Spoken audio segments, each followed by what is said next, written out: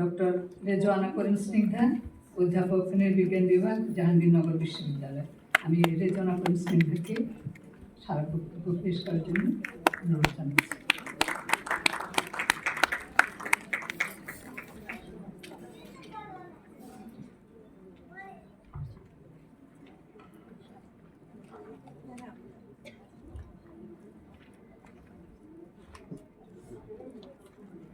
আমার সামনেই আজকে মঞ্চ প্রবিষ্ট আছেন অনেক বেশি বাংলাদেশের নারী আন্দোলন, বাংলাদেশের নারী বুদ্ধিজীবী এবং যাদের কল্যাণে যে মঞ্চে আমি দাঁড়িয়ে আছি, সুফিয়া কামাল, এবং তাদের ক্রিয়া আজকে আমার মঞ্চে এখানে আমার অগ্রজরা আছেন। আমি মঞ্চের সামনে অনেক মুখ দেখতে পাচ্ছি, যেটি আসলেই আমি দ্বিধান্বিতভাবে একটা বক্তব্য দিতে চাই। এমন সময়ে দাঁড়িয়ে কথা বলার সুযোগ আমাকে করে দেওয়া হয়েছে, যে সময়ে ভীষণ দুঃখজনক হলেও সত্য যে আমি একটি বিশ্ববিদ্যালয়ে অধ্যাপনা করি, জাহাঙ্গীরনগর বিশ্ববিদ্যালয়। ঢাকা বিশ্ববিদ্যালয়ে একটি হল আছে, বেগম রোকেয়া হল। সেই হলের 2024 পরবর্তী সময়ে তার যে বেগম রোকেয়ার মুরাল থাকে, সেই মুরালে কালিমা লেপন করে দেওয়া হয় এবং সেখানে তাকে কোড অ্যান্ড কোড বেশ্যাও বলা হয়। এমন সময়ে দাঁড়িয়ে আমাকে যখন আজকে নারীর প্রতি বিরাজমান ঘৃণা, বিদ্বেষ, সহিংসতা নিরসনে সুফিয়া কামালের আলোয় পথ চলার এই স্মারক বক্তৃতা দেওয়ার জন্য বাংলাদেশ মহিলা পরিষদ যোগ্য মনে করেছেন, আমি আপনাদের কাছে কৃতজ্ঞ। আসলে সত্যি বলতে কি, আমি যখনই পড়ছিলাম তখন একটা কথাই ভাবছিলাম, যেটি নির্দ্বিধায় বলা খুব জরুরি। সম্ভবত রোকেয়া সাখাওয়াত হোসেন, সুফিয়া কামাল, নূরজাহান বেগম, আরো কত নাম নেওয়া শুরু করব, ফয়জুন্নেসা, ফজিলাতুন্নেসা, কার নাম নিব? সম্ভবত তারা ছিলেন বলে আমার মতো একজন ডক্টর রেজওয়ানা করিম স্নিগ্ধা আজকে এখানে দাঁড়িয়ে আছে। দুঃখ লাগে কখন জানেন? যখন দেখি আমার অনেক বিশ্ববিদ্যালয়ের শিক্ষার্থীরা, অনেক আধুনিক মেয়েরা আজকে টেলিভিশনের পর্দায় এসে বলেন code and code I hate feminism. তখন মনে মনে প্রশ্ন জাগে, আচ্ছা এই যে ফেমিনিজম কথাটা বললে তুমি সামনে এসে, যদি না আমরা থাকতাম তাহলে কি আসতে পারতে? এই প্রশ্নটা খুব জরুরি। সেই সকল প্রশ্নকে মাথায় রেখে আমি আমার বক্তব্য সংক্ষিপ্ত করার চেষ্টা করব। আশা করব আপনারা বোর হবেন না। আসলে আমরা সুফিয়া কামালকে কিভাবে জানি? কিছু অস্বস্তিকর প্রশ্ন দিয়ে শুরু করি। সমাজ সংস্কারক হিসেবে জানি, নারী আন্দোলনের অগ্রদূত হিসেবে জানি, মহিলা পরিষদের প্রতিষ্ঠাতা সভাপতি হিসেবে জানি।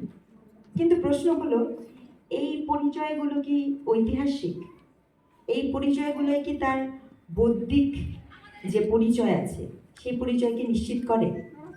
নাকি আমরা এত বেশি সুফিয়া কামালকে যেভাবে স্মরণ করছি, খুব ধীরে ধীরে তাকে একটা নিরাপদ চরিত্র দেওয়ার চেষ্টা করছি? কিন্তু আজকের এই বাংলাদেশে তাকিয়ে দেখলে পরে আমাদের বুঝতে হবে, 1911 সালে জন্ম নেওয়া সুফিয়া কামালের জীবনও কিন্তু কোনো নিরাপদ চরিত্র ছিল না। আজকে আমার সামনে যারা বসে আছেন, মঞ্চে যারা বসে আছেন, তারাও কিন্তু কেউ নিরাপদ কোনো চরিত্র না। প্রতি মুহূর্তে মুহূর্তে আমাদেরকে কিন্তু শুনতে হচ্ছে, সম্ভবত শেষ মুহূর্ত পর্যন্ত শুনে যেতে হবে। এটা একটা বাস্তবতা, এবং এই বাস্তবতা আমরা যত দ্রুত মেনে নিতে পারবো সেটা আমাদের জন্য খুব বেশি কামনীয় হবে। আজকের বাংলাদেশের যেই দিকে তাকাচ্ছি, সেখানে খুব মজার কতগুলো বিষয় আছে। আজকে বাংলাদেশের নারীরা বিশ্ববিদ্যালয়ে পড়ছে, কর্মক্ষেত্রে যাচ্ছে, রাজনীতিতে অংশগ্রহণ করছে, আন্দোলনে নেতৃত্ব দিচ্ছে, ডিজিটাল পরিসরে মত প্রকাশ করছে। কিন্তু প্রশ্ন হলো, নারীর কণ্ঠ যতটা দৃশ্যমান হয়, নারীর বিরুদ্ধে আক্রমণ ততটাই নির্মম কি হয়ে ওঠে নাই? নারীর রাজনৈতিক উপস্থিতি যত শক্তিশালী হয়েছে, তার চরিত্র হনন, তার স্বাধীনতার প্রশ্ন উঠলে সেই যে ওই সময়ের মুরতাদ আখ্যায়িত করা যে ব্যক্তিবর্গ, তারা কি এখন শুধুই থেমে আছে, নাকি আরো বেশি প্রগাঢ় রূপে আমাদের সামনে আবির্ভূত হয়েছে? তাহলে কি আমাদের এই যাত্রা চলা প্রকল্প অথবা সুফিয়া কামালের যে বক্তব্য বা তার ক্রিয়া, এই সব কিছুকে কি আমরা ওই জায়গাতে স্তীমিত করে দিব কিনা, অর্থাৎ আন্দোলনের যাত্রাটা কি ওখানেই শেষ কিনা, সেই প্রশ্নটা আশা করা খুব জরুরি। আমি মনে করি যে সুফিয়া কামাল সকল সময় প্রাসঙ্গিক।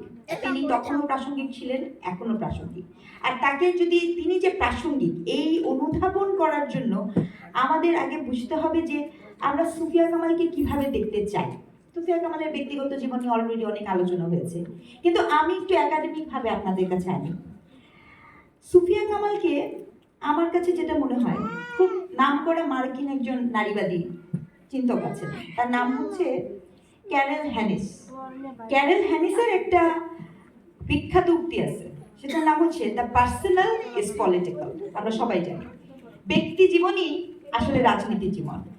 সুফিয়া কামালকে পড়তে যে আমার কাছে মনে হয়েছে, আমরা যদি একটু সুফিয়া কামালের ব্যক্তি জীবনটা দেখি, তাহলে সবচেয়ে বেশি যে জিনিসটা দেখতে পাবো যে তার ব্যক্তিগত জীবনের যে অভিজ্ঞতা, তার সেই 1911 সালে বরিশালে জন্মগ্রহণ করা, বিশাল তৎকালীন সময়ের এলিট পরিবারে জন্মগ্রহণ করেও এলিটিটির মধ্যে বড় হয়ে উঠতে না পারার যে জীবন অভিজ্ঞতা, এবং একই সাথে একটি ভিন্ন যাত্রার মধ্য দিয়ে প্রতি মুহূর্তে তিনি আমাদের দেখাচ্ছেন যে আমরা দূর থেকে যেরকম দেখি, ধরেন দূর থেকে কি মনে হয়, দূর থেকে মনে হয় না যে ভীষণ রকমের প্রতাপশালী, ভীষণ রকমের নবাব পরিবারের সন্তান, নিশ্চয়ই অনেক সুবিধাভাগী, নিশ্চয়ই অনেক সুবিধা পেয়েছেন।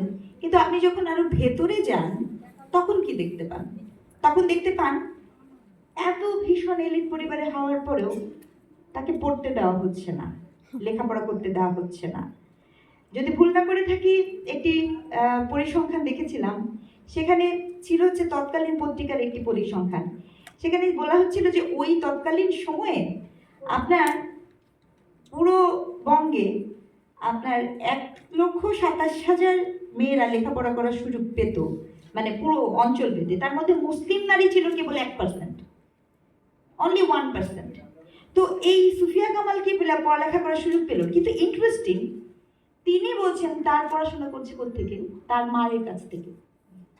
মা জননী এবং মায়ের কাছ থেকে যে পড়া যায়, আজও তো আমরা ভাবতে শিখিনি সম্ভবত।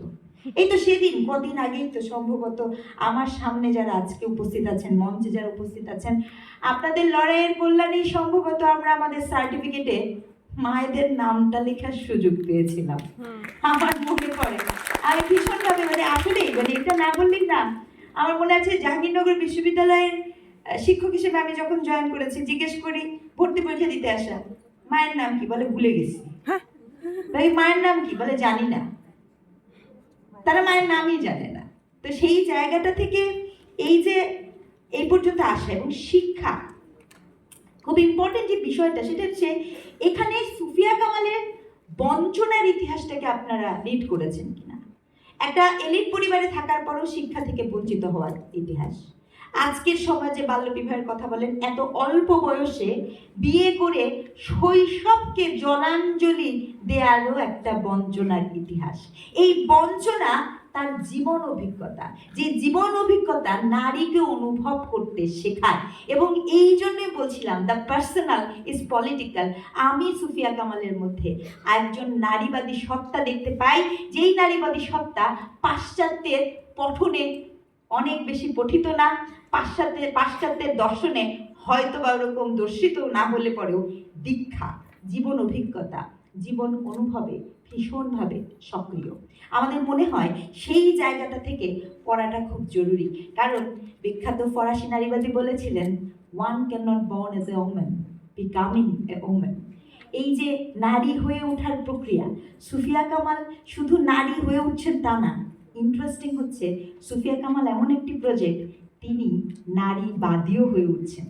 সবসময় আমাদের বঞ্চনার অভিজ্ঞতা, এপিস্টেমিক ক্রাইসিস আমাদেরকে যে সবসময় পিছিয়েই ফেলে তা কিন্তু না, কখনো কখনো এই বোধ, এই শক্তি নিজের মধ্যে নিয়ে সেটিকে পুনরায় প্রতিষ্ঠা করার মধ্য দিয়ে আমরা একটা চিন্তা জগতে লং টার্ম এফেক্ট ফেলতে পারি। সুফিয়া কামাল হচ্ছে সেই প্রজেক্ট।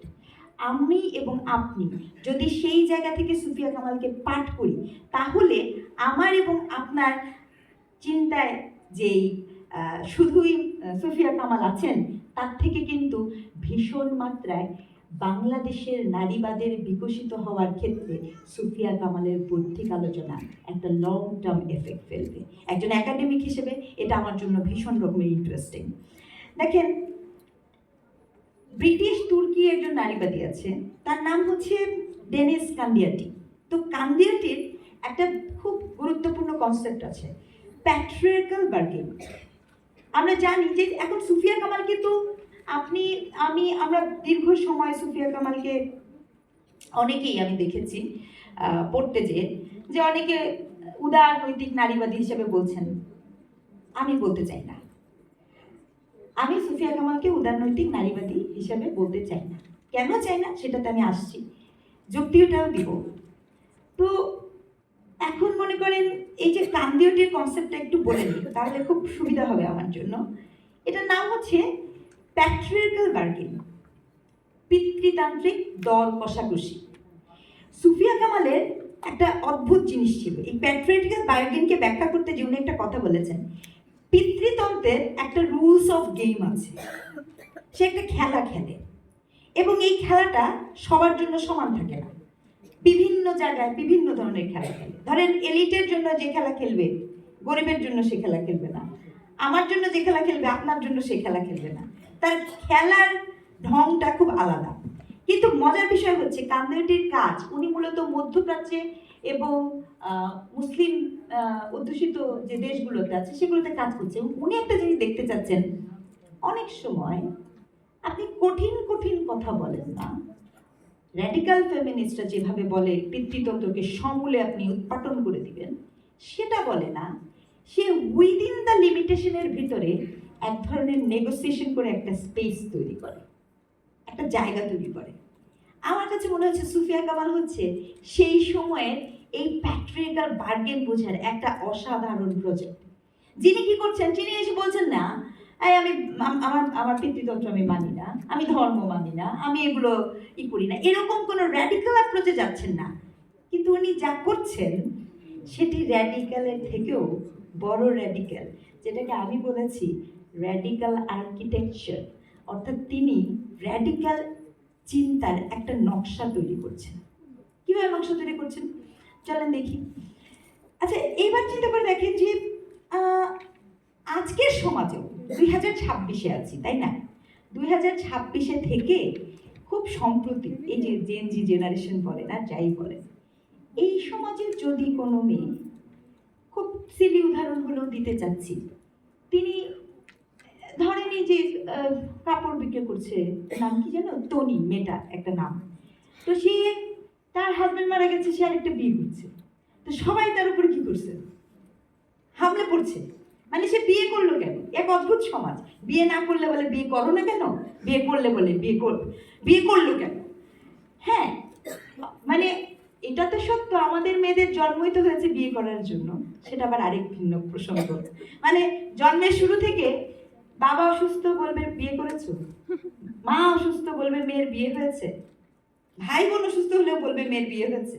যেন বিয়েটাই আমাদের জীবনের একমাত্র একচ্ছত্র একটা লক্ষ্য বস্তু। তো এই প্রক্রিয়ার মধ্যে দিয়ে আপনি চিন্তা করেন 2026-এও যখন কোনো নারী বিধবা হচ্ছেন, কোডান কোড, বিধবা শব্দটাকে আমি একটু সমস্যাজনক মনে করি, বলছি কেন, কোনো নারী যদি দ্বিতীয়বার বিয়ে করছেন তিনি ভয়াবহ আক্রমণের শিকার হচ্ছেন।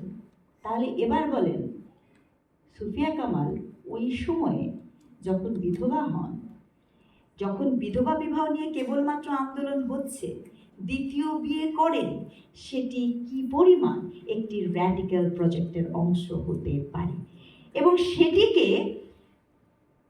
মানুষের চোখে আপনি নেতিবাচক না করে তার যিনি পার্টনার ছিলেন তার অসাধারণ সহযোগিতা, কিভাবে পার্টনারশিপ ইটসেলফ একজন নারীকে এম্পাওয়ার করে তুলতে পারে সেটিকে সমাজকে দেখানো, এবং পুরুষের মধ্যেও যে নারীবাদী সত্তা থাকে, শুধু নিজে না, তার যিনি পার্টনার তাকেও তিনি সেভাবে পরিবেশনের রাজনীতি করছেন। এটি কোনো নির্লিপ্ত প্রজেক্ট না, এটি অত্যন্ত সুচিন্তিত একটা র্যাডিক্যাল আর্কিটেক্ট ছিল, যা কিনা আমার আপনার বৌদ্ধিক জগৎকে দেখা এবং বোঝার জন্য গুরুত্বপূর্ণ। সিরাট মিলস সোশ্যোলজির খুব বিখ্যাত একজন সোশিওলজিস্ট, ওনার একটা বক্তব্য ছিল আপনার ইমাজিনেশন, সোশ্যোলজিক্যাল ইমাজিনেশন, অর্থাৎ আপনি আজকে বসে বর্তমানকে শুধু দেখবেন না, আপনি ভবিষ্যতের সংখ্যাটাকে চিন্তা করবেন এবং সেটিকে বুঝে আপনি প্রজেকশন তৈরি করবেন। আমার কাছে মনে হয়েছে যে এই যে সুফিয়া কামালের প্রজেকশন, এই প্রজেকশনটা ভবিষ্যৎকে বোঝার জন্য খুবই গুরুত্বপূর্ণ প্রজেকশন ছিল, কারণ সবাই কিন্তু দূর দেখতে পায় না, আমরা সবসময় বর্তমানে বসবাস করার চিন্তা করি, কিন্তু আপনি চিন্তা করে দেখেন যে উনার প্রজেকশনটা কতখানি গুরুত্বপূর্ণ ছিল, যে উনি বিধবাত্ম, যেখানে আজও 2026-এও আমাদের বাংলাদেশ সরকার খুবই সকল সময়কালীন সরকার খুবই আনন্দের সাথে ঘোষণা দেয় সব সামাজিক সমাজ কল্যাণ মন্ত্রণালয়ে আমরা বিধবা ভাতা দিই। তার মানে কি, বিনিথ দ্য মাইন্ড আমরা ভাবি বিধবা মানুষ, স্বামীহীন, অসহায়, তাকে দেখার কেউ নাই, এবং আমরা এটার পার্ট অংশগ্রহণ করি। কিন্তু সুফিয়া কামালকে কি আপনি সেভাবে দেখতে পান না? দেখতে পান না। তিনি তার নিজের জীবনের সিদ্ধান্ত কিন্তু গ্রহণ করার যে সাহস, এই সাহসের নাম সুফিয়া কামাল। এখানে সাহসিকা তিনি নন, তার সাহসী একটি প্রকল্প, জ্ঞানতাত্ত্বিক বৌদ্ধিক প্রকল্প। আপনি সাহসকে ধারণ না করতে পারলে আপনি আগাতে পারবেন না, কখনোই আগাতে পারবেন না। এই বোধটা সুফিয়া কামালের মধ্যে, তার জীবনচর্চার মধ্যে এত বেশি ছিল যে ওই সময়ের, তৎকালীন সময়ের প্রেম, ভালোবাসা, নারীকে যেভাবে দেখতে যাওয়া, সেই দেখতে যাওয়ার প্রকল্পের মাঝেও ভীষণারী হয়ে ওঠে একটু অদেখতে যাওয়ার সুযোগ করে দেওয়া, যার প্রমাণ হচ্ছে সর্বপ্রথম যেই সমাজে আপনি বোরখা পরছেন, পর্দা করছেন, ওই সময় 1920 সালে গান্ধীর স্বদেশী আন্দোলনের সাথে নিজেকে যুক্ত করে একটা হ্যান্ডলুম শাড়ি পরে দাঁড়ানো, এটা শুধু পোশাক ছিল না, এটা শুধু পোশাকের গল্প ছিল না, এই পোশাকের সাথে ছিল ভয়ঙ্কর রাজনীতি। সে রাজনীতির 3 মাত্রার। প্রথম রাজনীতি, ওই পোশাকে দেখে তো আমি অভ্যস্ত না। দ্বিতীয় রাজনীতি, এই পোশাক আভিজাত্যের পোশাককে ছেড়ে সাধারণের কাছে এসে দাঁড়ানোর পোশাক প্রকল্প, সাধারণ নারীর সাথে নিজের যোগাযোগ তৈরি করার প্রকল্প, এবং জনসম্পৃক্ততে উত্তরণ হওয়ার একটা প্রকল্প। এই জন্য একই সাথে তিনি কোড আর কোড ভদ্র, একই সাথে তিনি কোড আর কোড নৈতিক, একই সাথে তিনি আমাদের দেখাচ্ছেন কেবল ভদ্রতাই নয় যথেষ্ট। এই যে একটা পলিটিক্যাল প্রজেক্ট, এই প্রজেক্টটা আমার জন্য একাডেমিশিয়ান হিসেবে ভীষণ রকমের একটা দারুণ একটা জায়গা। আমি আরেকটা গুরুত্বপূর্ণ পরিসরকে সামনে আনতে চাই, যেখানে সুফিয়া কামালকে কেবল প্রতিবাদী নারী, প্রতিরোধী নারী, অথবা আমরা যেরকম বিশেষণে বিশেষায়িত করছি, এই জায়গা থেকে সরে এসে আমি ওনাকে একজন নৈতিক জনবুদ্ধিজীবী হিসেবে দেখার প্রস্তাবনা করি। কেন করি দেখেন, এই ক্ষেত্রে খুব গুরুত্বপূর্ণ যে আরেকটা আমাদের মাইলস্টোন আছে, বেগম পত্রিকা। আপনার নুরজাহান বেগম তো ওটার ছিলেন, কিন্তু প্রথম তো সুফিয়া কামাল সেই জায়গায় ছিলেন। এই বেগম পত্রিকা একটা শুধু পত্রিকা না, দেখেন একটা খুব গুরুত্বপূর্ণ প্রশ্ন হচ্ছে, সুফিয়া কামাল তার ব্যক্তিগত জীবন যেমন গুরুত্বপূর্ণ, তেমনি জনপরিসরে নারীকে নিয়ে কাজ করার প্রকল্প তার থেকে বেশি গুরুত্বপূর্ণ। নারীকে আপনি এখানে যে প্রজেক্টে দেখানো হয়েছে, বেগম পত্রিকা আপনার একটা প্ল্যাটফর্ম তৈরি করছে, তৎকালীন মুসলিম নারীদের জন্য একটা প্ল্যাটফর্ম তৈরি হচ্ছে। এর আগে নারীর বাস্তবতা কি ছিল? এর আগে নারী হচ্ছে কথা বলার বস্তু। সেটা কথা বলার বস্তু কি? মুসলিম নারী মাত্রই হচ্ছে নিয়ন্ত্রিত, পর্দার অন্তরালে থাকে, তার ভাষা নাই, অসহায়ত্ব। কিন্তু যখন এই বেগম পত্রিকাতে উনি আসলেন, এই যে জনপরিসর নির্মাণ করছেন একের পর এক, শুধু বেগম পত্রিকা না, সাউদাতে যখন তার ছবি নিয়ে আসা থেকে শুরু করে সচিত্র ছবি, আপনি সচিত্র ছবি মানে আজকে বসে এটার অনুভব করাটা খুব কঠিন, কিন্তু আপনি অনুভব করতে পারবেন। আজকেও যখন ডিজিটাল পরিসরে আমার মতো আপনাদের মতো অনেক মানুষ যদি সামনে এসে একটু কথা বলি, যেহেন আক্রমণের শিকার হই, তার কারণ কিন্তু এটা না, কারণ হচ্ছে আমি ওই ভালো নারীর ক্যাটাগরি সার্ভ করছি না, আমি ওই মিউটেড নারীর ক্যাটাগরি সার্ভ করছি না। দেখেন, আমি যদি এসে সুন্দর সুন্দর বলি যে ঠিক আছে ভালো, বা অথবা আমি নারী, আমার যে স্পেস সেখানে থাকবো, তাহলে কিন্তু সংকট না।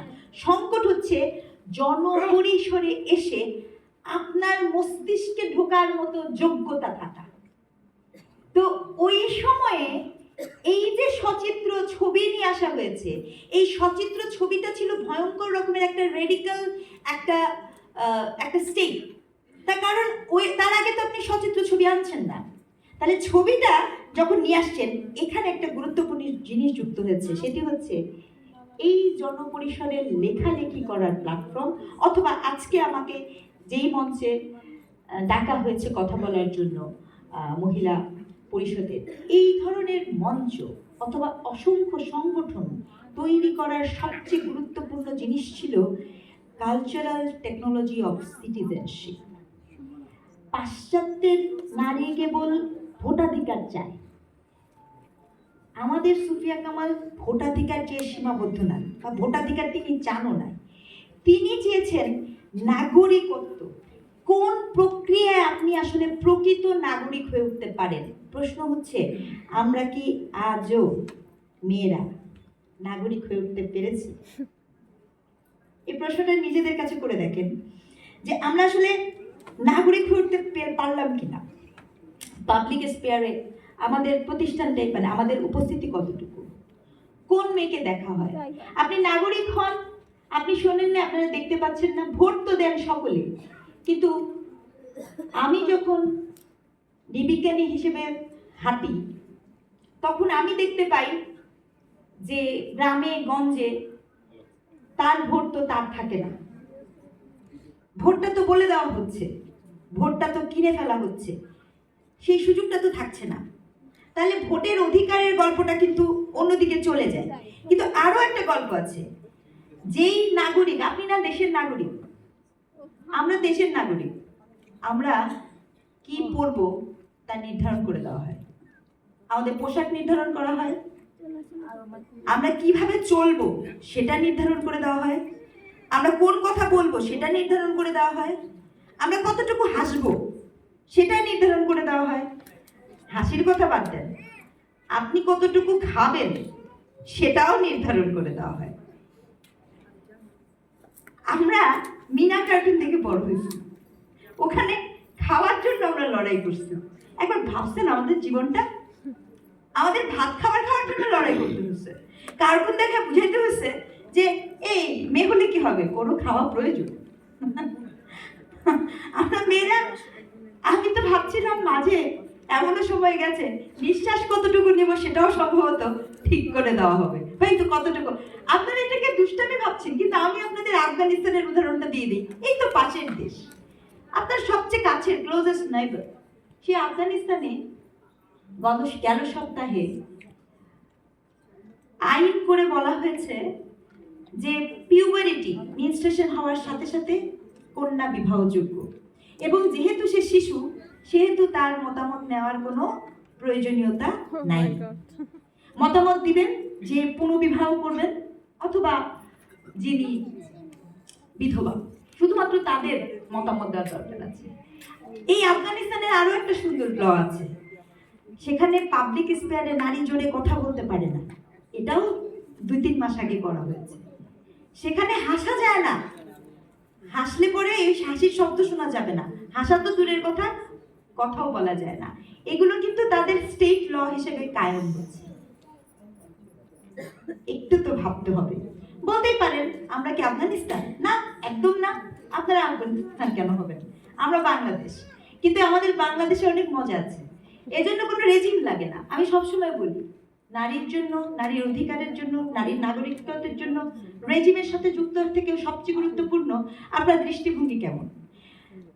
2019 সালে হাইকোর্টে রিট চলছে, মিল ব্যাংক, ভাই দুধ খাবে বাচ্চা, মিল ব্যাংক তৈরি করেছিল গভর্নমেন্ট, সেই মিল ব্যাংকটি আমরা চালাতে পারি। যুক্তি খুব অসাধারণ, যুক্তি ছিল এই দুধ যে খাবে সেই বাচ্চা যখন বড় হবে, ওই একই দুধ যে আরেকজন খাবে, তারা দুধ ভাই বোন হয়ে যাবে, তাহলে তো সেটা ঠিক হবে না, মিল ব্যাংক বন্ধ করতে হবে। আপনারা হাসছেন বটে, কিন্তু তৎকালীন গভর্নমেন্ট বলেন, আইন বলেন, কেউই কিন্তু এর সাথে পারে নাই। আচ্ছা, এখন বলতে পারেন গেল বাকির কথা ফাঁকি, বর্তমান সময়ের কথা বলেন। আমাদের দেশ তো অনেক ভালো, হ্যাঁ হ্যাঁ দারুণ ভালো, আমাদের দেশে কিছু হয় না। এই আমাদের দেশে টুকটাক 5-6 বছরের 2 বছরের শিশুরা ধর্ষণের শিকার হন। আমাদের দেশে তেমন কিছুই হয় না, সবকিছু ঠিকঠাক। আমরা এখন পিঙ্ক বাসে যাব, এমনই নাগরিক যে আমরা নর্মাল বাসে উঠতে পারবো না, আমাদের জন্য বাস লাগবে আলাদা, রাস্তাও লাগতে পারে আলাদা। কবে শুনবেন এক রাস্তায় পুরুষরা হাঁটবে, আমরা আলাদা রাস্তায় হাঁটবো? ইহাকে কি নাগরিকত্ব বলে? প্রশ্ন হচ্ছে সেখানে। তাহলে সুফিয়া কামাল নিয়ে যখন আমি কথাগুলো বলছিলাম, যে তিনি কিন্তু একই সাথে একটা এপিস্টেমিক সিটিজেনশিপের, অর্থাৎ জ্ঞানতাত্ত্বিক সিটিজেনশিপ, এখানে খুব গুরুত্বপূর্ণ হচ্ছে যে আসলে কি জানেন, রোকেয়া আমাদেরকে একটা পড়ার কথা বলেছিলেন। রোকেয়া অসাধারণভাবে আমাদের জন্য একটা ঘরের করেছিলেন, একটা নতুন মানে একটা জায়গা তৈরি করেছিলেন যেখানে আমরা পড়ালেখা করব। সুফিয়া কামাল সেই জায়গাটার একটা দরজা খুলে দিলেন, অর্থাৎ রোকেয়া হচ্ছে রাস্তা তৈরি করলেন, সুফিয়া কামাল হচ্ছে দরজা খুললেন। এবং এই দরজা খুলছেন কেন জানেন? এই দরজা খুলছেন যাতে করে আপনি শুধু কথা না বলেন, আপনার কথাটা যেন শোনাও হয়। আমরা কথা তো বলি, আমরা লিখি তো বটে, কিন্তু আমরা গুরুত্বপূর্ণ হয়ে উঠি না, আমাদের চিন্তা গুরুত্বপূর্ণ হয়ে ওঠে না, আমি জ্ঞানী হতে পারি না। আপনি চিন্তা করে দেখবেন, আমি মেয়ে মাত্র এখন পর্যন্ত আমার সকলের স্ট্রাগল কেবল এবং কেবল যেন সৌন্দর্যের মধ্যে সীমায়িত হয়ে আছে। আপনি ভাবতে পারেন না, আমি আমার স্টুডেন্টদেরকে প্রায়ই বলি যে পুরুষ টিচার যখন আসে তখন মনে হয় স্যার তো অনেক স্মার্ট, স্যার তো অনেক জ্ঞানী। নারী টিচার আসলেই বলে আপনি তো ম্যাডাম মায়ের মতো, অনেক ভালো, অনেক সুন্দর।